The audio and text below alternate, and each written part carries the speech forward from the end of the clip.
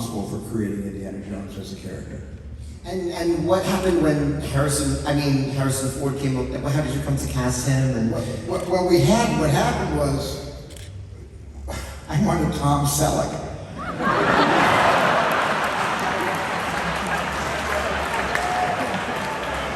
I thought he'd be great. And I went to Tom, and Tom Selleck came in, and he read we had a video camera set up, and he read for the part, and George and I both liked him, and we gave him the part. And then suddenly, when CBS found out that we wanted Tom Selleck to play this character, they had a contract with him to do Magnum PI. And so they blocked him from doing Indiana Jones. And that's why he wound up in Magnum PI, which, by the way, did not hurt his career one bit. That was pretty great for him. Selleck's fine. And we didn't have an Indiana Jones. And George had asked me to come up to see a rough cut of Empire Strikes Back. And I went up to his place in San Anselmo, and he ran the movie. And at the end of the movie, I just went over to George and I said, "That's Indiana Jones, that guy." George said, "Who?" I said, "Han Solo, that's Indiana Jones." He said, "No, Steve, that's Han Solo." And I said, "Yeah, but he's an actor. Actors play more than one guy. You know, he could also be Indiana Jones." And George thought about it overnight and called me the next day and said, "I'm sending him the script, and the rest is history."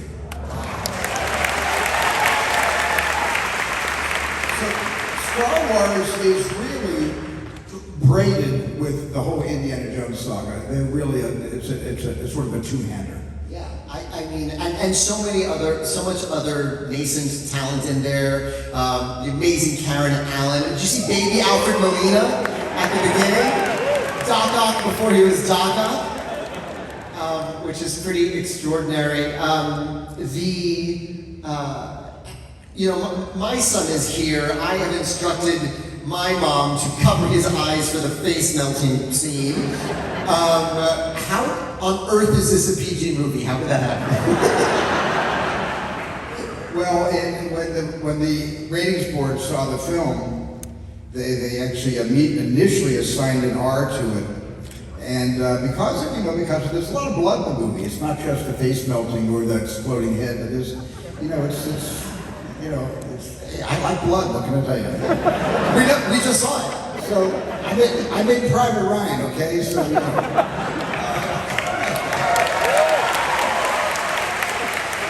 No, I don't like blood. I don't like blood in the literal sense. It's just that I do tend, even as a kid making home movies, I used a lot of tempera paint and ketchup. So it starts back in my 8mm days. But what happened was they saw the film, quietly assigned it an R without making it official, and I went and met with them, which you're allowed to do. It's called an appeal, and I appealed it, and I met with the whole board, and started making compromises. Can we change this? Can I cut that out there? We're going to take 2 frames off of this shot, 2 frames off of that shot.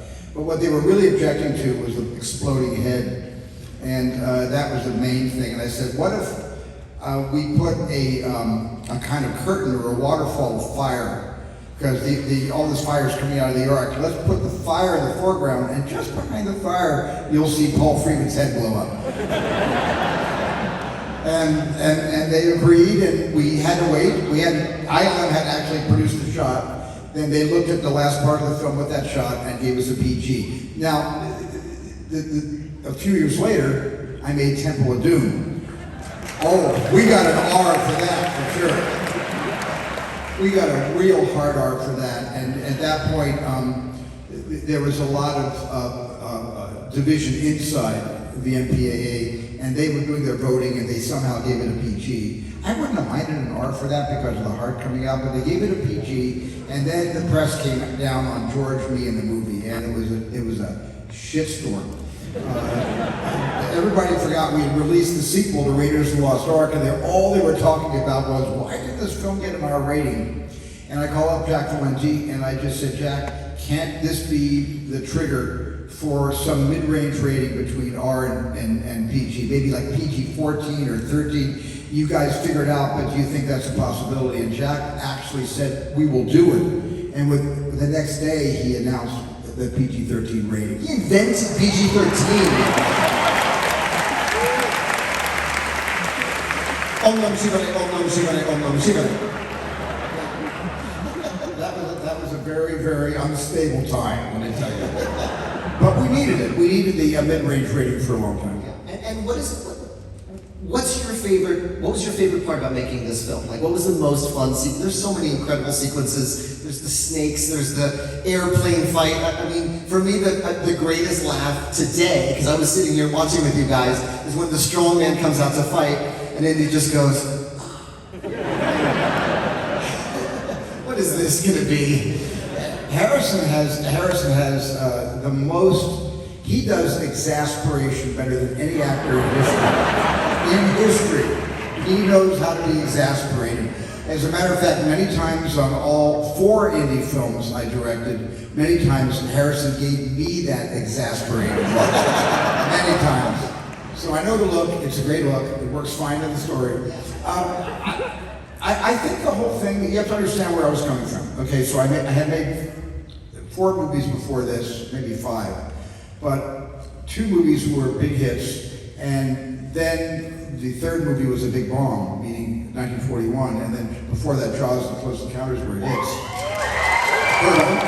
41 was not, and all 3 of those films went over 100 days shooting. Jaws was, I believe I know all this. Jaws was 159 days. I think Close Encounters was 120 days, and 1941 was my longest schedule, 178.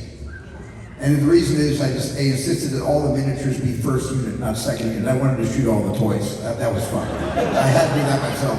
But I cost the studio a lot of money. I was really irresponsible as a filmmaker on 1941.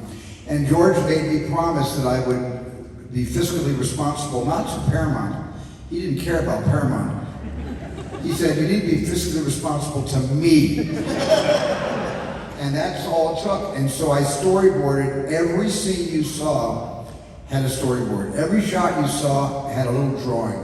They storyboarded the entire movie, including dialogue scenes, because I didn't want to, make the same mistake and go way over budget and schedule. And I'm really proud of this. I was given 84 days by George to bring the movie in, and we made the movie in 73 days because of storyboarding. Do you feel like that changed your process at all? I mean, when you're directing, there's the mix of what you plan to do and then also what the world is giving you. Did it change your process for future movies? Or? Yeah, I had been storyboarding before that, but not as much as I did for Raiders. And storyboarding is great because it gives a filmmaker a chance to know that they know what they're doing, at least on that day's work. They know what they're doing, and it gives you a chance to improvise, to basically say, I got a better idea than these 5 storyboards. I can throw these 5 storyboards out and do it all in one shot. But at least you've got the net. So it's like being on a high wire, but there's a net. That's what storyboards do. Are there any instances from this film that you remember where you kind of threw out the storyboards because something was happening on the day, or? Yeah, when Harrison shot the swordsman. Was that a whole sequence? That was going to be a 3-minute epic battle through that bazaar and up the rooftops, interior staircases, a battle between a whip and a sword. And it was all storyboarded and all laid out. You probably heard the story before. And Harrison came over to me in the morning. He said, I think I went to the wrong restaurant last night. We were shooting in Tunisia, in Kairouan. And he said, you've got 1 hour, maybe if you're lucky, you got 90 minutes with me, then I'm going back to the hotel. You only got 90 minutes. And I don't remember, Harrison disputes this, I don't remember whether I said, well, why don't you just shoot the guy, or Harrison said, why don't I just shoot the guy? But I'll give it to Harrison. He said, why don't I just shoot the guy? And I said, great idea, and that all the storyboards were thrown out, and that's what you saw today. That's what happened.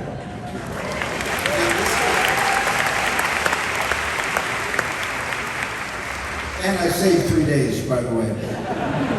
And 73 days. It's funny, I'm thinking about your filmography. I was talking about it with my friend Alex up there. You have created heroes out of archaeologists with Jurassic Park and Jaws. You create heroes out of scientists. And I think that's so important I think it's so wonderful that you kind of, elevate these intellectuals and, academics to the rank of hero. Is that a theme you've noticed, or is that just? Well, yeah, because I think like with Indiana Jones, he's an academic until a giant boulder is chasing him. And then he's just running for his life like all of us would. And I like the juxtaposition of knowledge and instinct, and just and being able to play with those things. And Michael Crichton made an art out of it when he wrote Jurassic Park, the novel. When he wrote his book, it was an art form where he did that book. It's fantastic what he came up with. I've always, my whole life, I've wanted to bring dinosaurs back to life. And the Japanese did it with Godzilla. And they basically based on the proliferation of nuclear energy and nuclear fallout, and it was basically a reaction to Nagasaki and Hiroshima. And the Japanese made this movie about suddenly, radiation brought Godzilla up from the deep, and Michael Crichton found the best way to do it, which is basically, and it makes sense to us, if a mosquito bites a dinosaur and gets trapped in amber, and you mine the amber and you take the DNA from the mosquito, could that DNA happen to be from the blood of a Tyrannosaurus Rex? Perchance. Michael came up with that concept, and that was the way that he brought dinosaurs back to Earth in this modern time. Yes, and that book is very good, and I remember reading it. That is not the same as what you did with Jurassic Park, which I'll never forget seeing. I foolishly sat in the second row, so I was just like Laura Dern, with my neck craned up for 2 hours, and it really was also, it ushered in, please speak to this, the sort of the next wave of computer effects, because those dinosaurs were real. Yeah, there's a couple of people who certainly deserve credit for that at ILM, but I was perfectly willing to do the Ray Harryhausen, take the Ray Harryhausen route through the genius of Phil Tippett and his go-motion animation. With the Imperial Walkers from Empire Strikes Back, Phil Tippett's a genius. And I was fine to go that way, but I couldn't get them, because I had Stan Winston with a full-size, T-Rex and the neck of the Brachiosaur and the whole the full Triceratops on the ground breathing. That was all built by Stan Winston's team. But we couldn't get a dinosaur to move head to toe and run, except through go-motion, claymation. And Dennis Miranda came down one day with a computer test of just a skeletal structure of Gallimimus running across the still photograph of Hawaii. That's all it was. And I had never seen animation that realistic, that photorealistic, and that had no jerkiness. It was completely smooth run cycle. It was a complete smooth run cycle. And I thought that had changed, certainly my world at that point in time. And we committed to go that way. So ILM came up with the biggest breakthrough, I think, which has led to everything that we see today in movies. But what I'm always so struck by in your movies, it's never really effects for effects' sake. Yes, there's the breathing Triceratops, and there's thrilling moments that, in hindsight, when you're reeling walking out of the theater, you realize it's CGI. But I think of the Velociraptors turning the doorknob, and I think of that incredible kitchen sequence. Yes, you can move that. That's an incredible sequence. In terms of how do you see sort of the relationship of those effects to storytelling? Because I think you weave them as brilliantly as anyone who has ever done it. Well, an effect is only is one step in reaching a goal. And there's a lot of different mix and matching of digital effects and basically dinosaurs, and these animals that are being puppeted by wires and hydraulics, and also guys in suits. Actually, we had a couple shots with people in raptor suits in that kitchen scene. Yeah. So it's mixing the mediums or mixing the technique to get the effect, so it all becomes seamless. You don't start saying that's a costume and that's somebody pulling a wire from backstage. It has to sort of appear seamless. But the most important thing for me with Jurassic Park, I know we're not here to talk about Jurassic Park, but I'll just throw this last thing in, was being able to have these animals from 65 million years ago, appear in environments that are familiar to all of us. like a kitchen, even though it's a big kitchen that serves a resort. In cars, you know, when you had these kids hiding in these cars and the T-Rex is trying to get into the cars, that's familiar. So the more familiar, the more terrifying. Just a dinosaur chasing you in the jungle isn't as scary as a dinosaur trying to get into a Ford Explorer.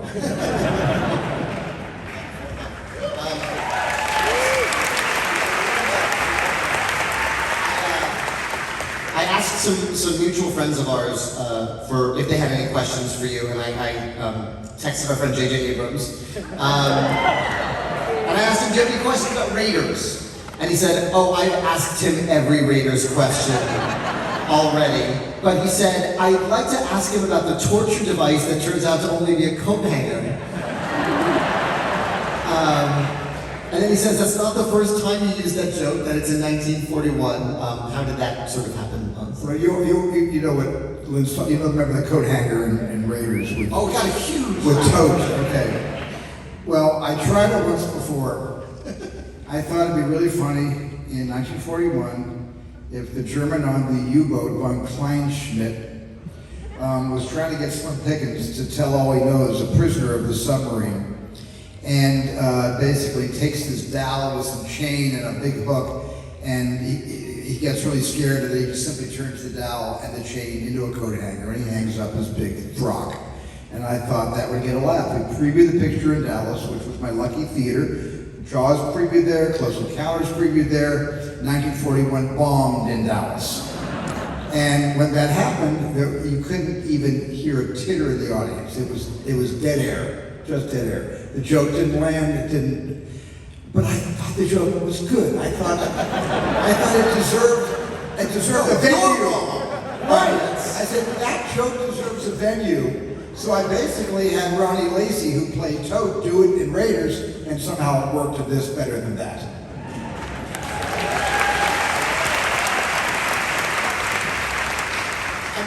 It's such a silly thing, but it also speaks to your faith in what you think is funny, and you're chasing your instincts. I mean, how do you go from project to project? How does the same person who made this movie go on to make Schindler's List, go on to make Ready Player One? Like, what are your guiding principles when you choose something you want to make?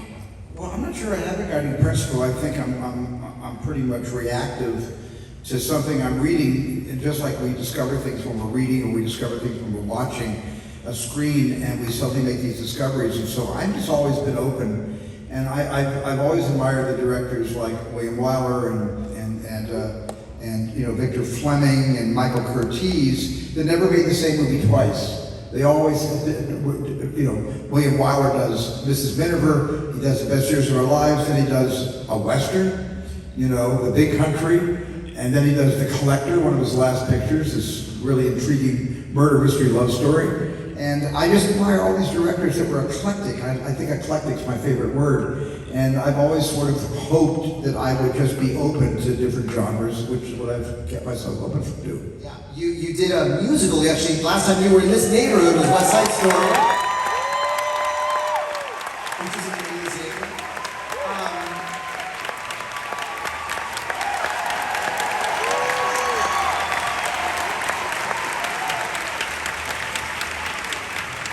One of the all-time top 5 great days of my life was we were filming literally the last shot of In the Heights on 175th Street.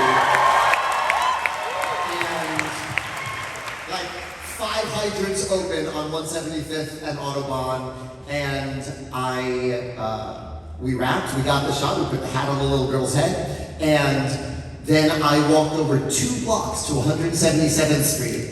And you were filming the last moments of Maria. In the air shaft. In the air shaft, behind sort of 5 shared backlots of different buildings on 177th Street on the east side, 6 blocks from here. And you were busy. I was at a video monitor, Antonia Grillick-Oslowski, who's Tony Kushner's longtime associate, kind of grabbed me and said, come with me. And, but we had a moment and you started showing me things you were trying on your phone with the jets. And you were like, I'm at film school all over again. And you had such a spirit of like a student, and you know, you're Steven Spielberg. And you're the guy that made Hamilton, and I had you on my set. I took full advantage of that.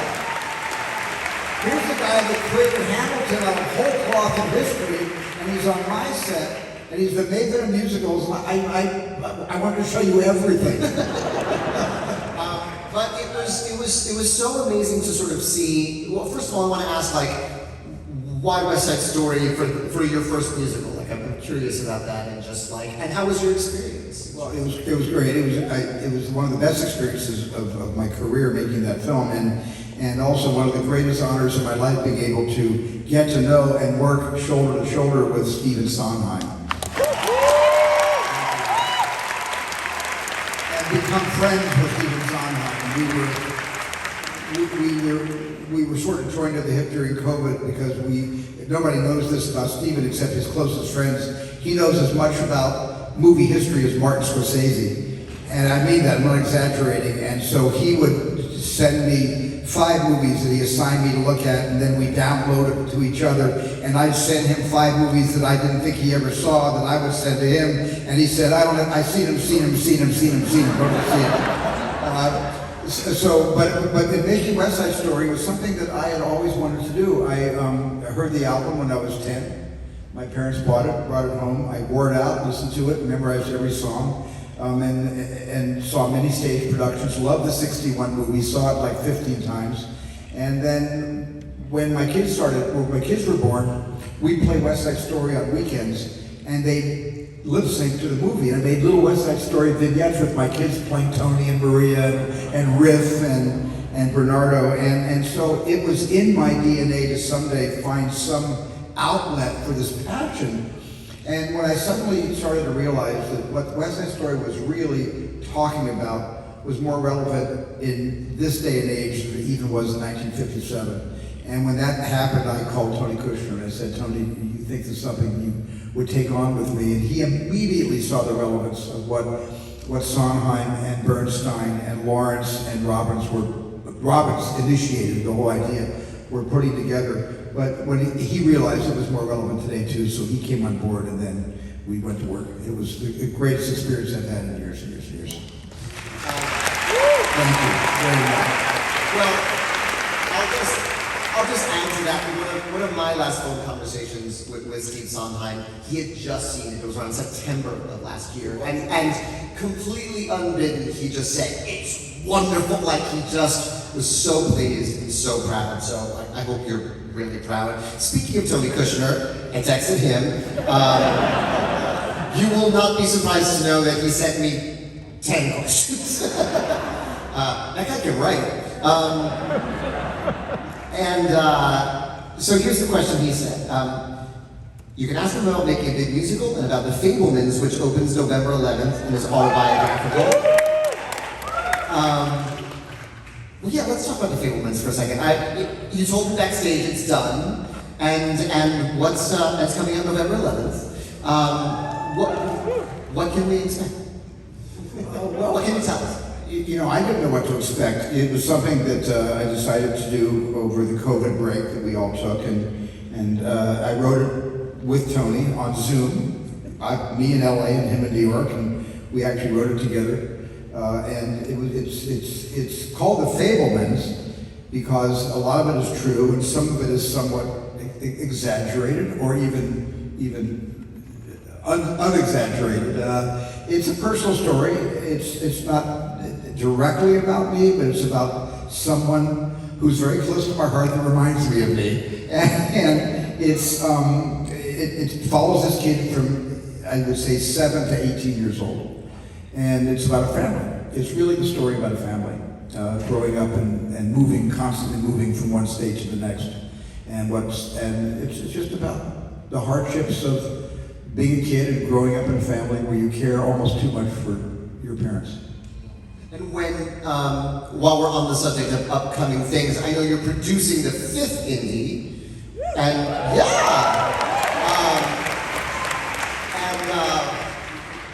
do you know anything? What can you tell us? What scoop can we get on 175th Street? When I abdicated my role as director and slid over to executive producer, we hired a wonderful director for it who is doing a sensational, impassioned job on this, James Mangold. And we all love him, and Harrison loves him. And I haven't seen the movie yet. I'm still waiting to see the film all finished, but I can just tell you that the dailies were fantastic. So, yeah. Tony's last question, and I think it'll be my last question, in addition to just thanking you for coming uptown. This has been so extraordinary. I love it. Thank you. Let me also, because I was surprised, I want to thank Alicia Umphress and the tap dancers who sang Anything Goes before this fantastic little period piece before the movie started. Tony Kushner's last question is also my last question, which is, what's next? What's the next movie you have? And if you don't know what's next, does that scare you? Tony saved the worst question for last. He surprised me. I didn't think he'd be asking me that question because we've been talking about this, and he knows I have absolutely no idea what I'm doing next, and he knows how much that scares me. Oh, come on. And, but, well, on behalf of this audience, on behalf of the world, thank you for everything you've made for us, and we can't wait to see this. Thank you. Thank you.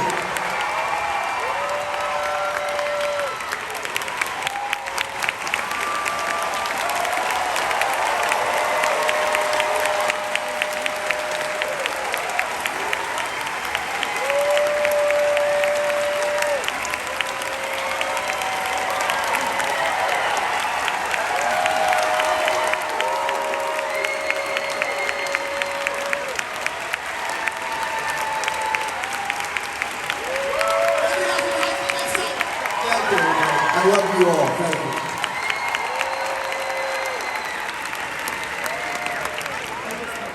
All right, folks. Couple of pieces of house cleaning first. If you are in the raffle tonight, the raffle is about to